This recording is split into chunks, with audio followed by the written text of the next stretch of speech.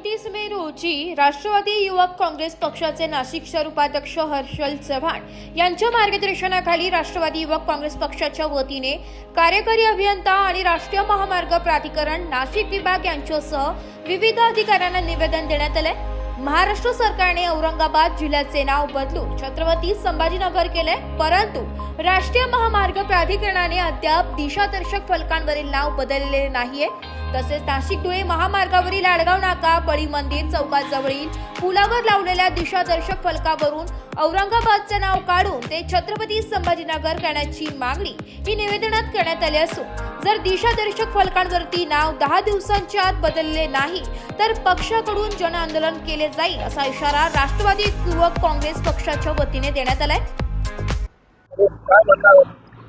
राष्ट्रीय महामार्गाच्या आज ऑफिसमध्ये आम्ही आलो होतो। राष्ट्रवादी काँग्रेस पार्टीच्या वतीने आज ढगे साहेबांना निवेदन दिलं की नाशिक आग्रा महामार्गावर तसेच नाशिकमधील बहुतांश ठिकाणी औरंगाबादचं नाव संभाजीनगर करण्यात आलेलं आहे आणि हे ठराव देखील त्यांना दिलेला आहे।